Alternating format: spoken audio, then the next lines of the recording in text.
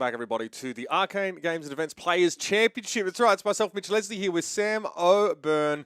Good to be back in the booth with you, man. Oh my God, far too long. Such a pleasure, as always. This is such an exciting day. We made it to the end of this unbelievable Players Series here in Southern California, and I couldn't be more excited, not only to be in the booth with you, but to see some incredible games. I just love that we have a culmination of like a fairly novel format, I think, in the Flesh and Blood world, and and especially for Southern California, which is obviously stacked with some incredible players. But we have an opportunity to sort of watch these players or follow along with them over the course of the year in a circuit format. And now we get here, of course, today where our top players from that AG circuit kind of ballot out. And the format's really interesting. I know that Blake and Colin would have talked about that pretty extensively in the pre-show, but this sort of idea that like 3 is a magic number for many of these players, right? Losing those 3 games, you are out. And of course, winning 3, you are in. So yeah, a different set of successes. If you hit those 3 wins, you are able to all of a sudden be like, I'm feeling pretty good. Yep. I'm locked in. That's a reward to not only just go on a little win streak, you actually get to put yourself right into the top 8. And like you said, all of these players have been seen time and time again on these streams. And so now everybody's there is ready to rock for you. And you guys are able to like follow along with some of these players that we've been watching all year. Yeah, so I want to talk about the couple of players that we picked for this first match. It's definitely going to be a pretty explosive head-to-head, I think. We talk about our individuals here. So Alan Chavarin, of course, is going to be one of our players in this matchup. Someone who, I mean, he really pushed Bolton for as long as possible. Obviously, a player coming out of San Diego, if I'm not mistaken.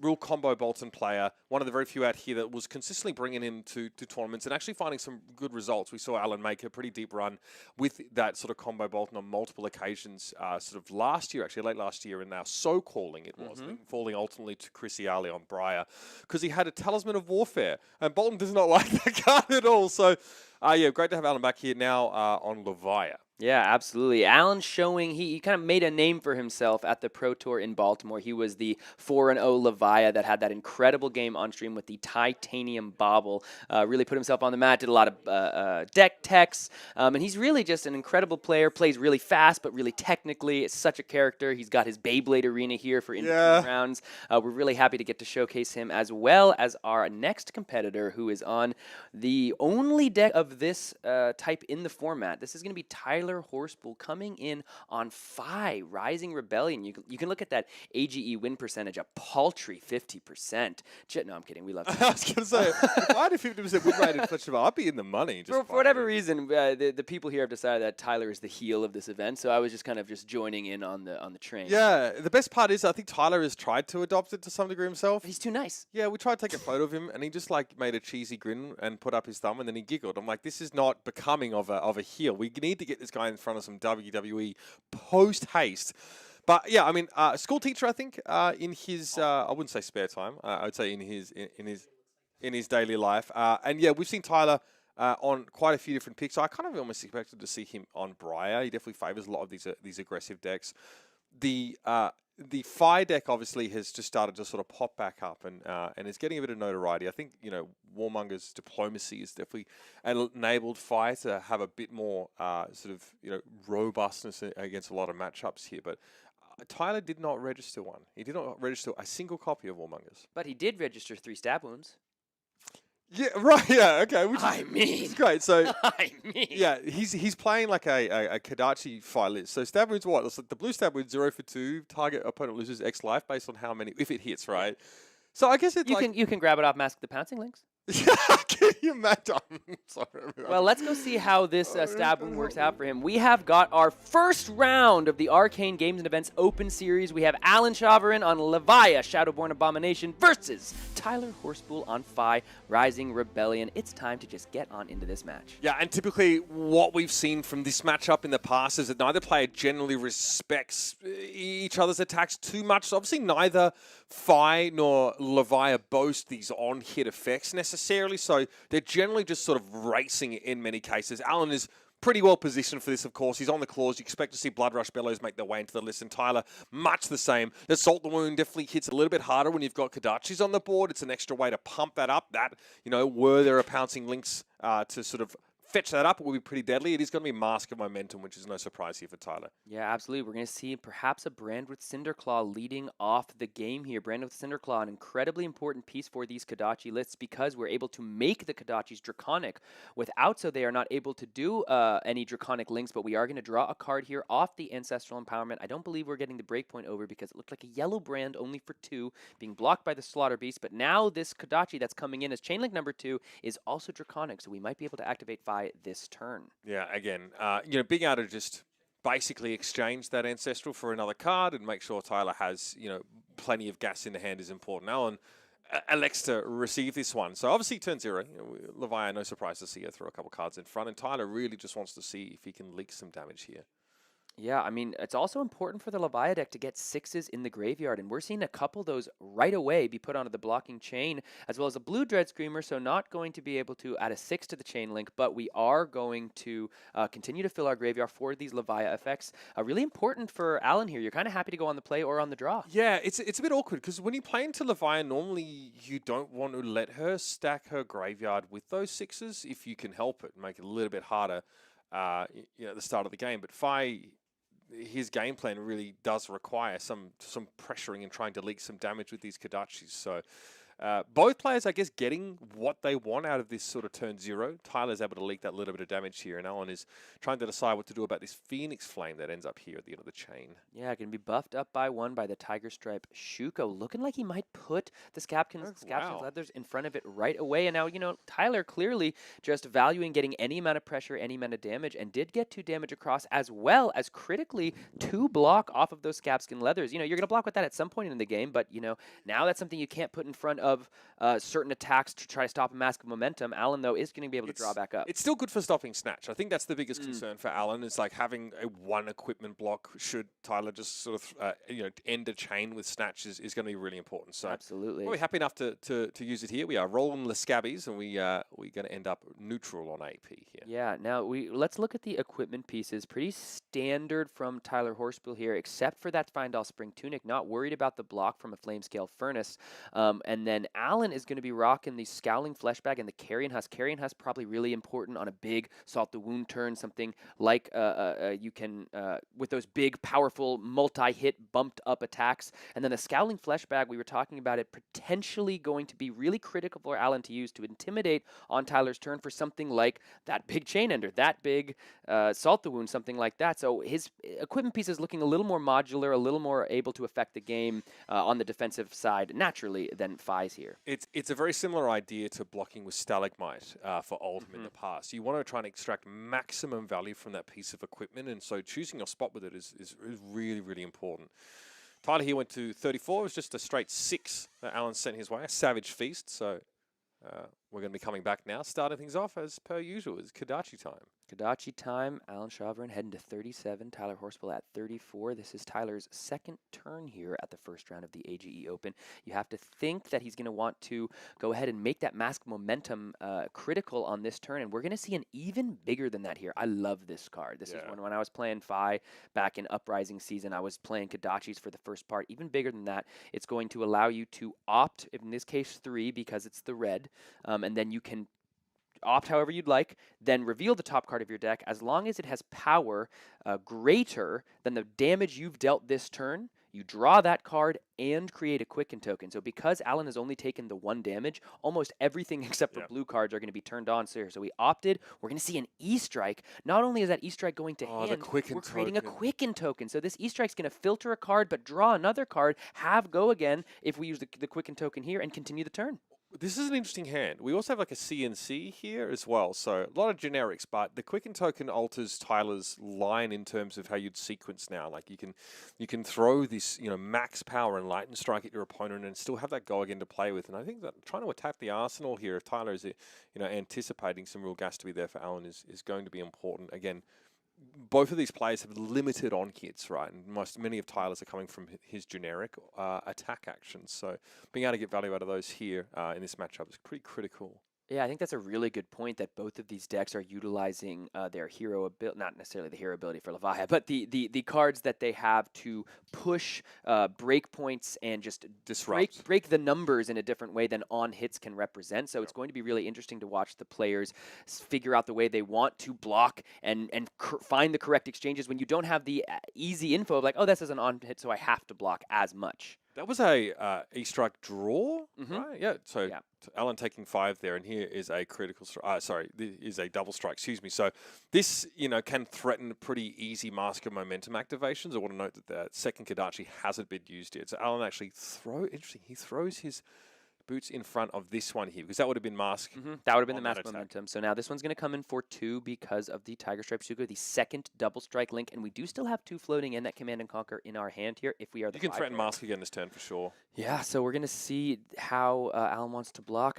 I think you made such a great point about the lack of on hits. It's going to really be about intelligent exchanges for both of these players and finding the best way to make sure that my numbers are better than your numbers, because we don't just get to look at it's an on hit, so I'm going to block this for sure. This double strike is coming in for 2, and Alan's going to go ahead and take it. Now it's the first chain link that's hit for Mask of Momentum's sake, going down to 30. Yeah, you can't put a flashback in front there because obviously there's still a Kodachi that Tyler is still floating, right? Plus that Arsenal card is unknown. So yep, CNC comes in finally entreating Alan to give up some cards. So that's fair enough. He's definitely protecting that Arsenal pretty staunchly here, and it might just be like a single attack actually. That's a pulping and an Art of War in hand there for Alan. Yeah, which is kind of an interesting situation because that Art of War can turn on so much of Alan's game plan and do some of the most damage by giving, and we're going to go ahead and discard the second Art of War. So now we've pitched an Art of War and we've discarded the second one doesn't get to the trigger. the pulping. Yeah, so it's not going to have the dominate,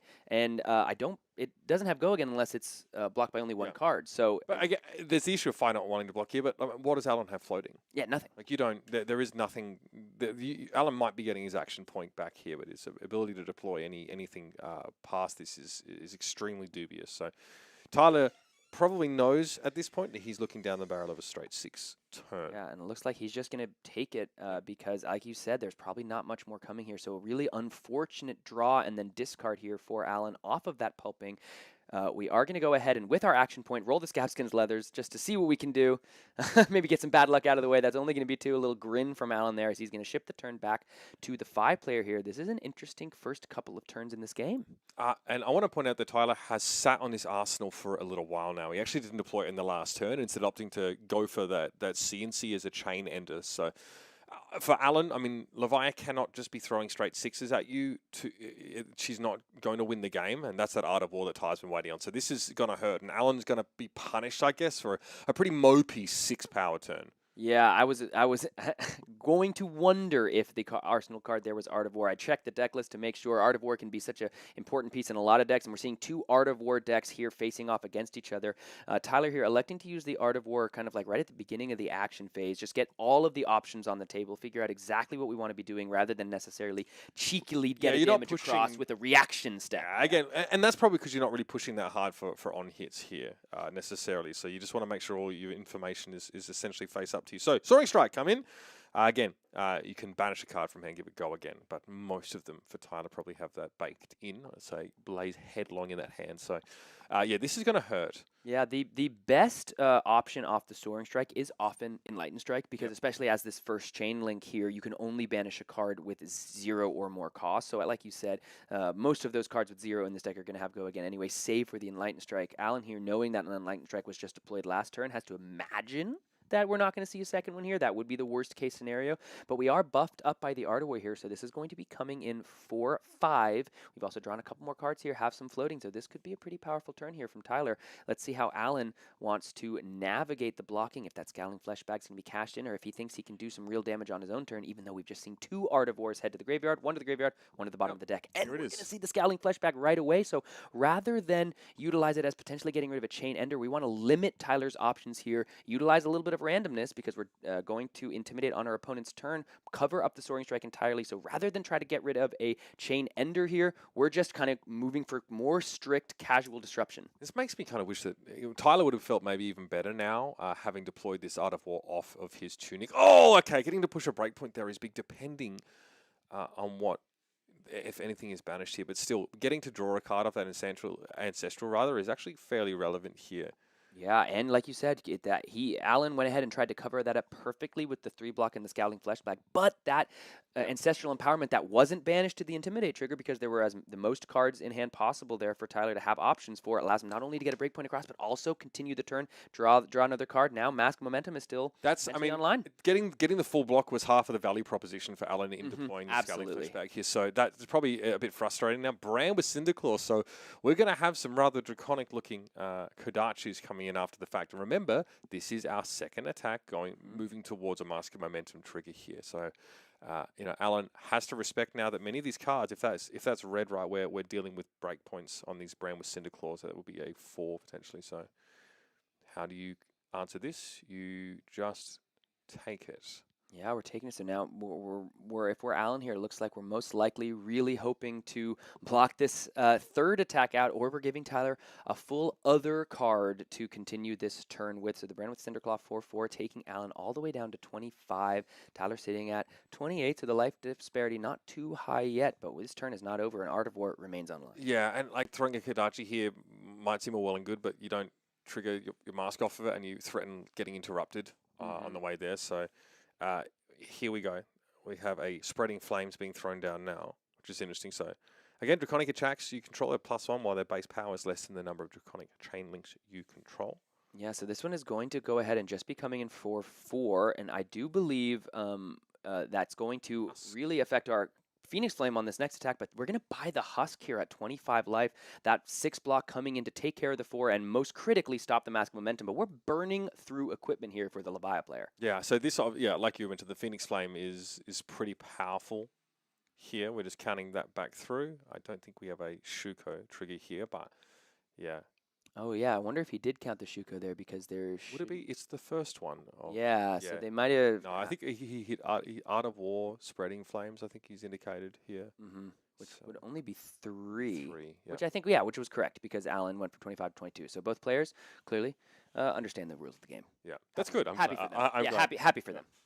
But that is going to be the last chain link here. It looks as though one final card heading to the arsenal there for Tyler from the turn.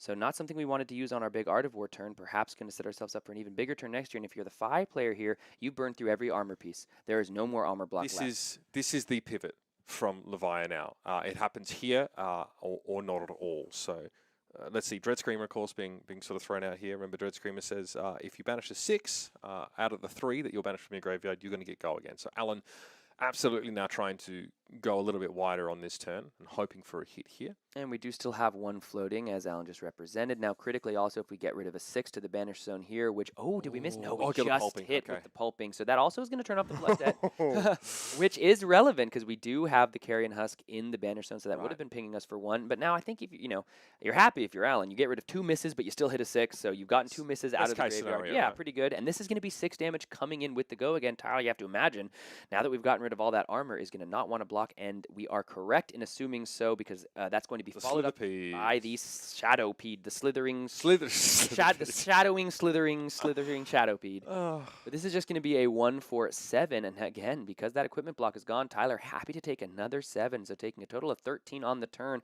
Alan's going to arsenal up, bringing Tyler all the way down to 16. That's 6 or 7 on the Shadowpede. It's a 1 for 6. No, 1 for 6. 1 for 7 would be just disgusting. Then it's a 1 for 6.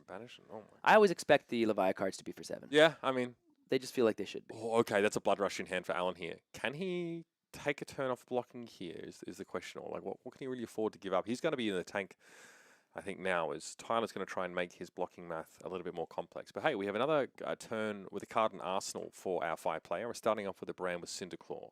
Yeah, and again, a 5 player with 5 cards is just infinitely more scary than a 5 player with 4. It's, we're not playing the Mask of the Pouncing Lynx here for the 5, so there is not the same like explosive certainty that you can get from the Mask of the Pouncing Lynx. There is the uncertainness of the Mask of Momentum, but the question is, because we see that Blood Rush Bellow in Alan's hand, one of the most powerful cards in the deck, we've seen Tyler Horspool already get to deploy one of his most powerful cards in the Art of War. Which player is going to basically force the lethal blocks first? That's kind of where we're already at in this point of the game. We have a Blood Rush Bellow ready. We've already seen an Art of the War. This double strike coming in for 1 looks as though Alan is going to take it. Get ready to potentially see what can he he stop before the Mask of Momentum, or is Send he a going to let it breakpoint go? here if you can. Yeah. And absolutely, because this is the third link, we want to send a breakpoint. This is going to be for 4 because we've taken all the armor. This is going to require 2 cards if we want to stop the Mask of Momentum. But because of that Blood Rush Bellow, Levia might say, show me what you got. Might just take it. Yeah. You block with 2 cards here, you pitch for Blood Rush, and then what do you sort of... Hope to do the Mandible Claw 10 into something else. Yeah. I don't know if you can really afford to do that.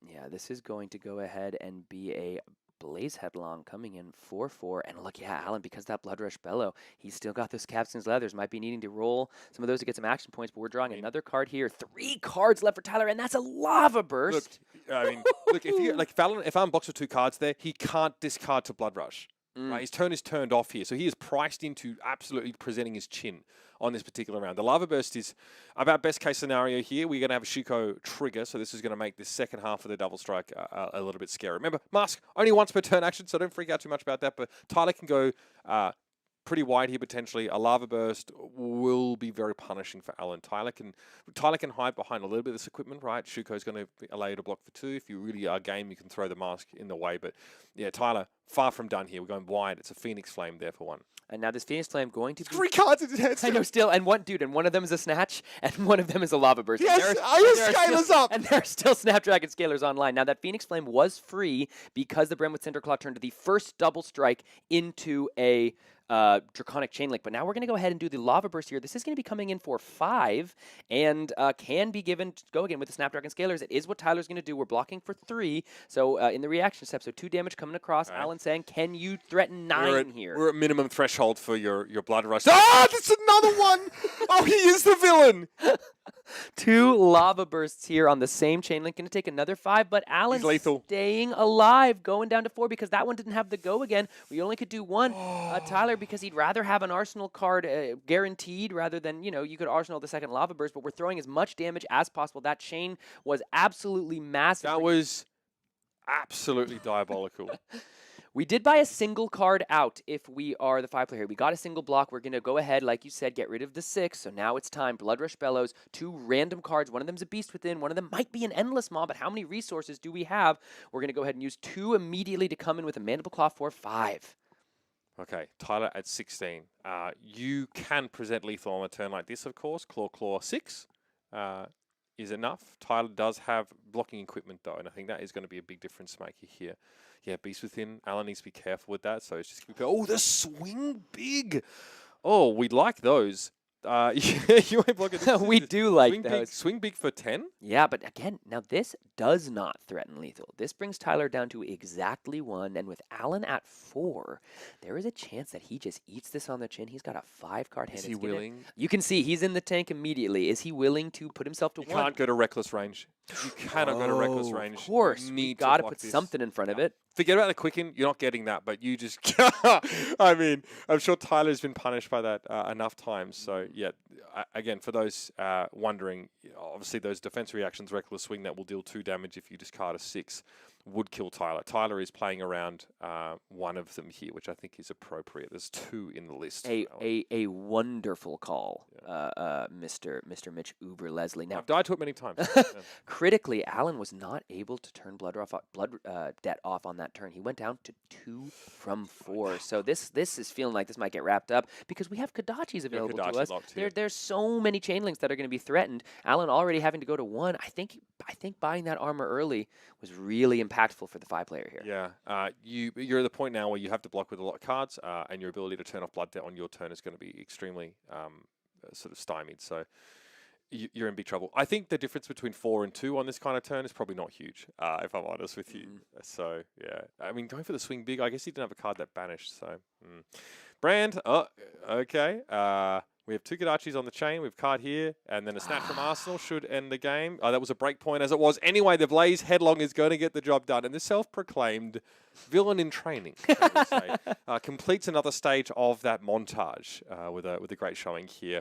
And well, we're trying to wake you up here on your Saturday morning, give you an explosive matchup between Fire and Levia, and it hasn't changed much, I think. I think Scouting Fleshbag is a really fascinating card and how it can change the texture of these matchups. I think that Tyler being able to at least you know, deploy the Ancestral and replace it and get an incredibly, a very strong attack action off of that, really seals the deal. I think Scaling Fleshbag is one of the most impactful cards actually in this particular set, but yeah, unfortunately wasn't able to get it done there. But hey, still got to see what Levia can do. 100%. That even bigger than that, grabbing the Enlightened Strike, being able to get a Quicken token off of it and draw a card, continue the chain. I do think pretty critically that Scowling Fleshback, like you said, it adds such a different dimension to the matchup. But against a deck like Fi, you really have to find the best time to use it. I mean, you need to do that anyway with Scowling Fleshback, but really trying to make sure you can get rid of their most critical piece. It can be easy to want to just throw it against a bunch of cards and say, all right, well, I'll just make you do something less. I think you really want it when they've got one card in hand. Exactly. Right? Like you want to the chain ender. The last you card. want to get rid of the chain ender. I mean, think of it potentially on the double Lava Burst turn. Like, yes, it's Snatch at that point, but that is still one less damage. You do save yourself like a critical thing. And if it had been Salt the Wound, that's huge. We do know he runs that in the deck. But I think, honestly, just because even that first turn, like we were talking about, what do you really want to do on turn 0? On turn 0, the Fi player was able to buy a Scabskin's Leathers block. Yeah. And that's massive for dealing with Mask of Momentum throughout the game, is having your armor block. You know, as we discussed at the time, I do understand, like, you know, throwing some of your equipment fairly aggressively. But, you know, I think to say that, like, Fire doesn't have a lot of impactful on hits is probably not really accurate, right? We you know, we didn't even need to see that Snatch deploy, but there are quite a few cards that are pretty devastating here. The thinking being that if my opponent doesn't have a ton of on hits that I'm really afraid about, or, like, I just need the one extra block to stop that Snatch sort of break point, and then sort of, I don't think my opponent will have enough time to, like, you know, threaten me with 2 separate Snatches in the game. It might be that thinking. But also, you know, you're racing. You do get to go second, yes, but you know, there's no guarantee that you can get extra action points on that with a 4-card hand, right? And he wasn't able to find any. Yeah, so coming back with like a 6 is like not really where you want to be after you've leaked damage on turn 0. Yeah, well, and honestly, I think that's the main consideration. Like, especially when I remember when I was playing Fi, the consideration between Mask of the Pouncing Lynx and Mask of Momentum, you have, you know, the Soaring Strikes, you have the Mounting Angers in terms of like what can you really get for on hits, but Mask of Momentum turns your hand into potential on hits. Mask of Momentum itself is the on hit that the other player needs to worry about. So, like, you know, if you're thinking about the Snatches, that can be kind of a trap against the Mask of Momentum, because there's plenty of on hits. There's third Chain Link just has draw a card as that on hit. So Tyler there, who's chilling in the doorway, getting ready to bounce in here for an interview. I'm going to hop out of here, but he utilized that masterfully. And let's hear from the man himself. Yeah, How let's about do it? that. I'm going to get my mug out of here. And welcome back, folks, to the AGE Open Plays Championship. I'm Mitch Leslie, of course, joined here by the arch villain himself. It's Tyler Horspool joining me in the booth. Good to be here with you, mate. Oh, yeah, fair enough. Yeah, you're a villain. What's up, man? Yeah. All right. Off the bat, first of all, you know you're walking into a room full of, you know, pretty decent players. What are your feelings about the rest of the field? How are you feeling about your potential opposition? Decent isn't the word I would use. Okay. I mean, you got people out here like Craig Palacolo or whatever. Yeah. You know, Chris EIEIO or whatever his name is, you know. But really, it's just about 15 scrubs out here and me, and it is what it is, you know. You saw it happen there. I didn't try very hard, but yeah, absolutely diabolical game from you on the Fi, if I can be honest. Let's talk about your decision to register Fi for this event. We start to see him crop back up a little bit more, but your deck rather conspicuously doesn't have a copy of Warmonger's Diplomacy in there. You're not really going for that angle. Can you tell us about that? yeah, that card's expensive. You know how expensive that card is? What is it? Well, supervillains don't have money? What's going on? Oh, it's not that I don't have the money. I'm rolling in it, you know? Yeah. But the thing here is I don't need the card to beat these people. So, no, for real, I wanted more consistency. I didn't expect there to be a lot of Rangers in here today, and I think I nailed that. Yeah. And so I wanted more consistency in my damage rather than having the get-out-of-jail-free card for that particular matchup. Maybe I will be missing it a little bit for the Briar matchup, but probably. But in like a race matchup like this, Levia one, you feel like you're in a pretty good position not running that. Felt like you came into this match looking pretty good. Like the draw, I think, off the momentum was like at that second lava burst for the turn. You did have a Snatch in hand at the time. How did that game sort of play out for you? Because it felt like, you know, you got that husk pretty early on. You felt like you're in the driver's seat for much of it. Yeah, I just wanted to get the. I just wanted to raise some damage early because I'm going to do more damage than he does. Yeah. So as long as he's not presenting command and conquers or anything like that, I'm just going to try to straight race him until we're both low, Yep. and then at that point, you know, try to get the blood debt to trigger. Luckily for me, I didn't really get into a spot where I had to block at all. Yeah. Which, I mean, you couldn't Must be draw nice. it up. You couldn't. Yeah, must be nice. Yeah. Let's talk about you. He blocked you with a scaling fleshback, I think, trying to like stop a breakpoint which you ancestraled. What did you think with that scaling fleshback come in? Let's say you can't go over there. Does that really like materially affect your turn, having that card intimidated? Like, how much value do you think you may lose there if you don't get over it? I mean, it was a pretty good intimidate. Almost so. I'm happy that I got the ancestral left in hand, but basically, I just knew that whatever card he intimidated, I was going to arsenal at the end, and then try to play out my chain link so that I can play out my cards. Which is kind of the weakness, I think, of that card into matches where you can just sort of tuck that extra card away and use it later, right? With, yeah, absolutely. You had an open arsenal slot there. So tell us about the choice to bring fire here. We've seen you on a bunch of lists, like a lot of Briar from you in the past. Obviously, you're a storied prison player, sort of back when she was quite dominant. What are your thoughts bringing fire into this field? It's obviously open deck list, so you know what you're going up against. Do you feel like that panned out well for you, this decision to bring it? Or what are the Icelanders? How are you feeling about those? Oh, I mean, they're whatever. Yeah. I mean, I didn't expect there to be as many Icelanders, and that's going to be a close matchup. I did come tech for that particular matchup. I expected there to be a few. Yeah. I expected there to be even more Dromize than there was, and that's why I brought Fi. Like, that's the reason you bring Fi to a tournament. There's a bunch of filthy illusionist players. And, you know, we have them people bring in Frost Queens and all sorts of stuff out here, and it doesn't matter. Your boy Tyler's going to take them all down. You know, you're jumping between characters very effectively here. You're keeping me on my toes. I appreciate that.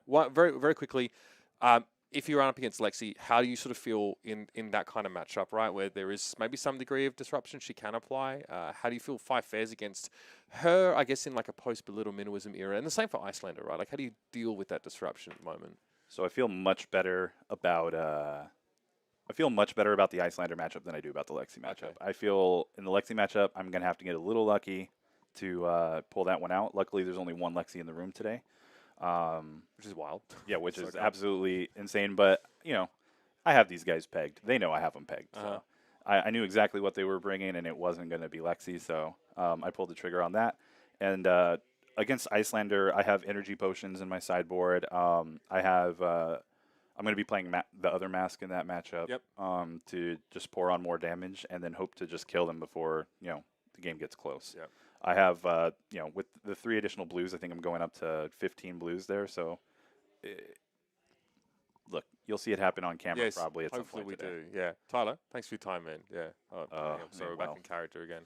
Thanks, guys. I'll hover hand you. Yeah. All right. We'll be back, of course, with more of the Arcane Games and Events Open Series Players Championship after this break. While Tyler washes his hands where I unfortunately touched him by accident. We'll see you on the other side of this.